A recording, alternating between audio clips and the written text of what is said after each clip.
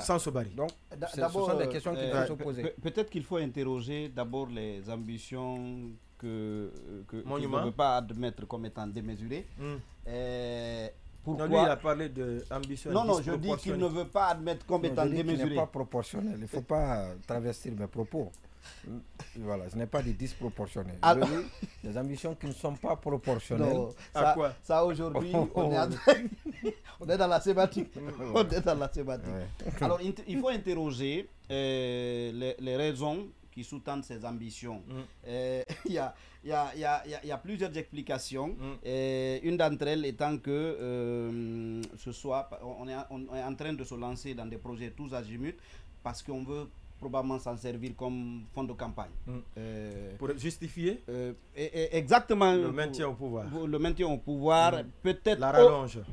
Non, quand vous dites rallonge, c'est peut-être la durée de la transition. Ouais. Mais la rallonge peut se faire aussi par le biais d'une élection. Bien entendu. Voilà. Donc, ça fait légitimer maintenant le coup d'État jusqu'ici. Exactement. Ouais. Mais l'autre chose aussi, c'est que tous ces projets permettent certainement de s'enrichir. Ça aussi. Ça, le fait de lancer tous azimuts ces projets-là, au passage, ça mouille tout le circuit. tout le maillon. Tout le circuit. Exact, tout le circuit. Parce que vous avez commencé à lire hier l'exposé des motifs de la demande de dérogation. Honnêtement, les éléments qui sont invoqués là-dedans, c'est en raison des crises sanitaires, sécuritaires et géopolitique internationale. Mais moi, quand ils ont évoqué ça, eux-mêmes, je pense, ont mentionné à un moment donné dans le document comme exemple Ebola, coronavirus. Je dis d'accord, mais si c'est en raison notamment de ces crises-là, attention, qui sont maintenant derrière nous. Les crises qu'on a connues de ce type-là, les plus importantes, ce n'est pas maintenant. Et ces crises-là sont derrière nous. À l'époque, le régime qui était là n'a pas été obligé de demander cette dérogation. Donc, pourtant, on peut dire que peut-être celui-ci était plus légitime à nourrir toutes les ambitions possibles que ceux qui sont là aujourd'hui.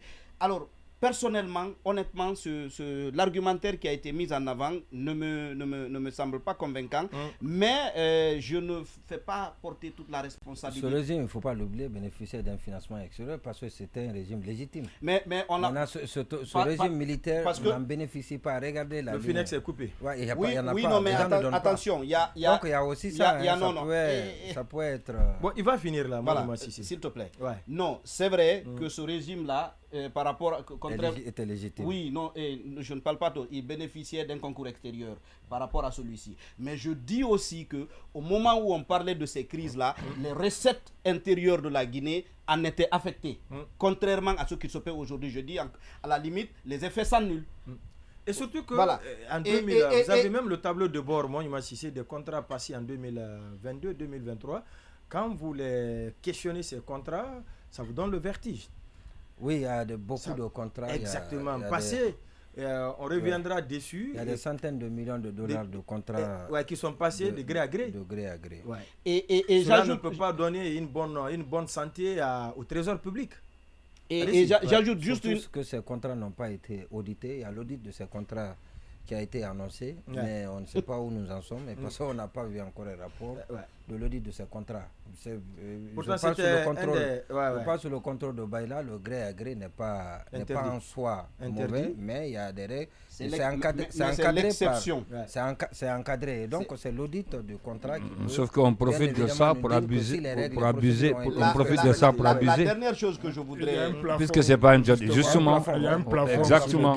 C'est justement l'audit qui va... Et on profite de ça pour abuser parfois. C'est une loi pour dépasser ce plafond, contrairement à ce qui se passe avec la BCRG. Ce que je veux dire, c'est que ce plafond a certainement été dépassé, le plafond le seuil de gré à gré, mais on n'a pas eu besoin de modifier forcément la loi. Donc ça veut dire que certainement, il y a de fortes présomptions qu'elle a été violée.